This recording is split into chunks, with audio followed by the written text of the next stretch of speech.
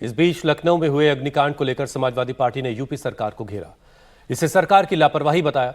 SP नेता रविदास मेहरोत्रा ने इसे सरकार और प्रशासन की लापरवाही का नतीजा बताते हुए मरने वाले बच्चों के परिवारों के लिए 1 करोड़ रुपए मुआवजे की मांग की। साथ ही उनके परिवार से एक शख्स को नौकरी देने की मांग भी की गई है। रविदास मेहरोत्रा ने कहा कि इस हादसे के लिए जिम्मेदार लोगों के खिलाफ कड़ी से कड़ी कार्रवाई की जानी चाहिए।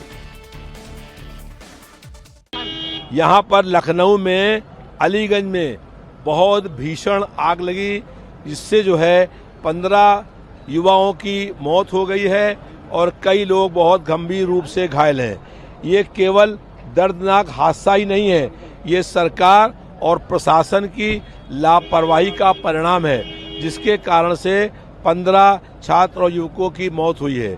यहाँ पर आवासीय क्षेत्र है, लेकिन लखनऊ विकास प्राधिकरण ने और सरकार ने पैसा लेकर के यहाँ कमर्शियल काम शुरू करा दिया है और उसके बाद देखा नहीं कि इस बिल्डिंग में आग लगने के बाद उसको बुझाने का कोई सिस्टम लगा है कि नहीं।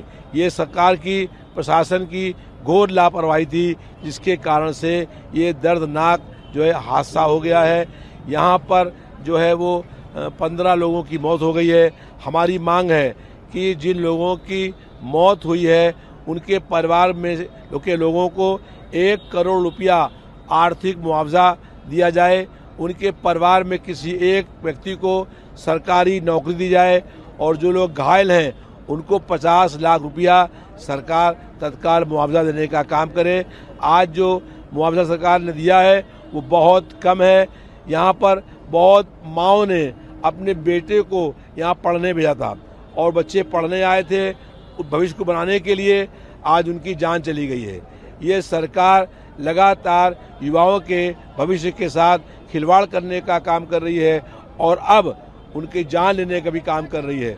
इसलिए इसकी जांच हो और ये तय हो कि इस घटना के लिए कौन जिम्मेदार है, उसके खिलाफ कड़ी से कड़ी कार्रवाई हो और उसको गिरफ्तार होकर के जेल जा। लखनऊ में हुए दर्दनाक अग्निकांड के बाद अब अलग अलग शहरों के प्रशासन जाग रहे हैं। कानपुर प्रशासन जागा है। केडीए की बड़ी कार्रवाई देखने को मिली।